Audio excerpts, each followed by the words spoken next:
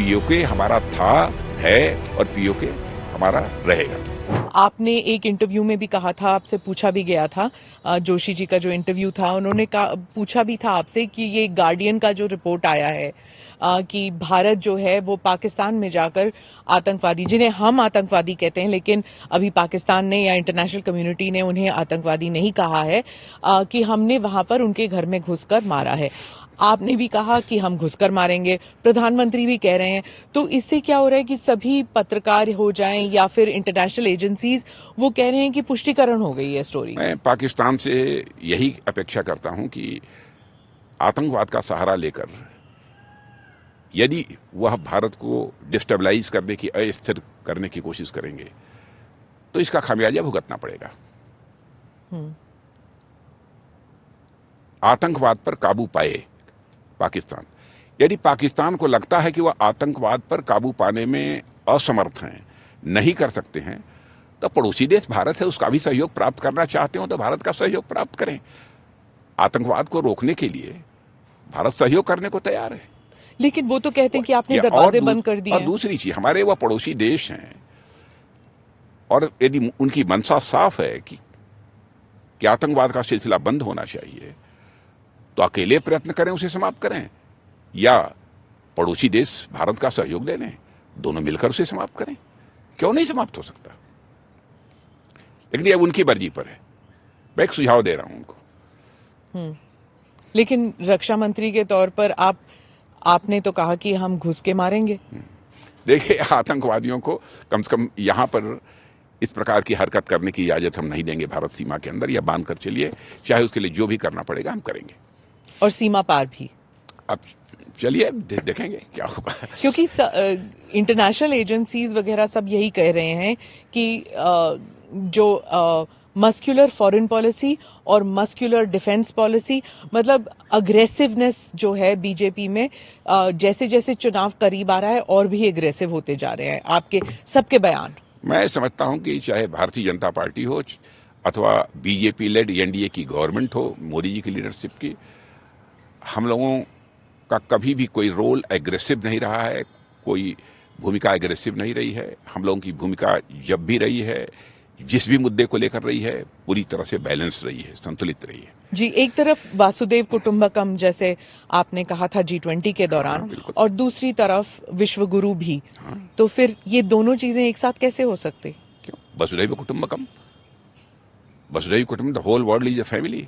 पूरा विश्व है, हमारा परिवार है, हम परिवार मानते हैं। और विश्व गुरु तो फिर वो मस्कुलर वाली बात आ गई। ज्ञान विज्ञान के मामले में भारत पहले जिस ऊंचाई पर था, भारत को हम उसी ऊंचाई पर ले जाना चाहते हैं। विश्व गुरु का यह मतलब यह होता है कि केवल अपना कल्याण करना यह नहीं मतलब होता है, बल्कि हमारे पास जो भी ज्ञान और विज्ञान है उससे सारा विश्व लाभान्वित हो, जिस विश्व को हम अपना परिवार मानते हैं। उद्देश्य यही होता है। एक और बात जो अब रह गई है वो है पीओके की बात।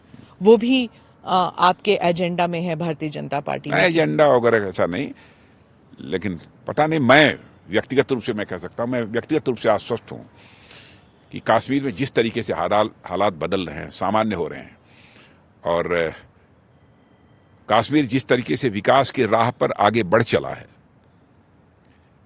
इस संभावना को नकारा नहीं जा सकता है कि पीओके में रहने वाले लोग यह कहेंगे कि जल्दी से जल्दी हमको भी भारत में मर्ज कर दिया जाए।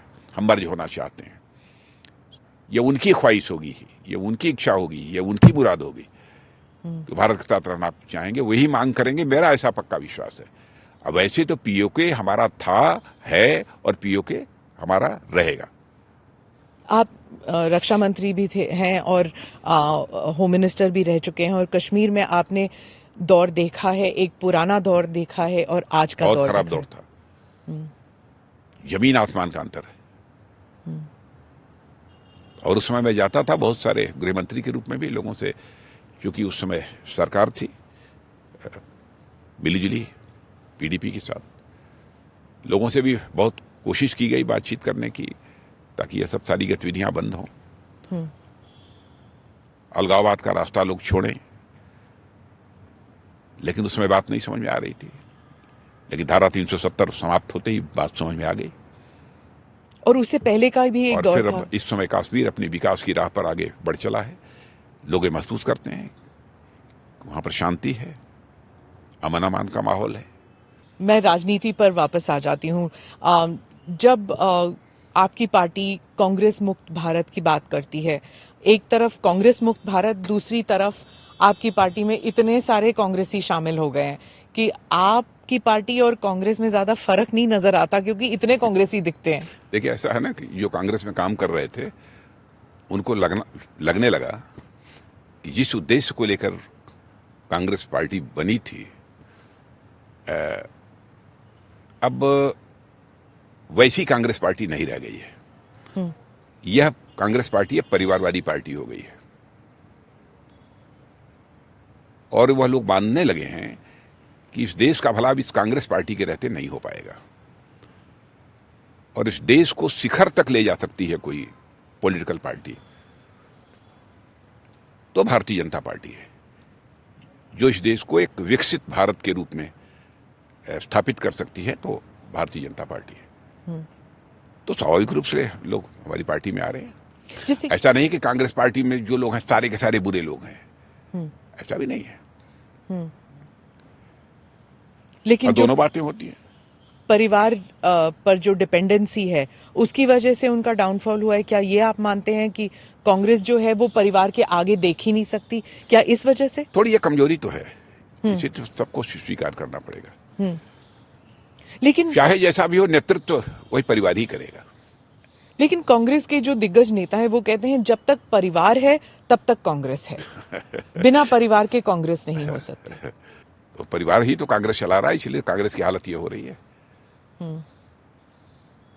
और कांग्रेस के लोगों को समझ में आने लगा है, इसी कारण बहुत सारे कांग्रेस के दिग्गज भारतीय जनता पार्टी में आ रहे हैं। उन लोगों ने अपनी तरफ से सुधारने की कोशिश की, नहीं कांग्रेस सुधर पाई तो उनके पास कोई विकल्प शेष नहीं बचा, वो भारतीय जनता पार्टी की सदस्यता उन्होंने स्वीकार की है। मुझे नहीं पता आपने वो वीडियो देखा है कि नहीं, क्योंकि एक वीडियो निकला था जहां पर राहुल गांधी को उनके पार्टी के ही कुछ नेता कह रहे थे, नेता या कार्यकर्ता कह रहे थे कि एक आप ही हैं जो मोदी जी का मुकाबला कर सकते हैं क्योंकि आप ही हैं जो तानाशाही के खिलाफ लड़ सकते हैं। तो लड़ तो रहे हैं। तो लेकिन आप उनमें कोई लीडरशिप क्वालिटी नहीं देखते राहुल गांधी? अब उनके बारे में मैं कुछ नहीं कहना चाहता हूँ, सबके बारे में टिप्पणी नहीं करनी चाहिए। लेकिन हमें तो मतलब जर्नलिस्ट हो या फिर लोगों को तो लगता है कि बीजेपी रोज आरती उतारती होगी उनकी तस्वीर की कि जब तक राहुल गांधी बने रहेंगे आप लोगों के लिए तो प्रचार भी वही करते हैं। बने रहें,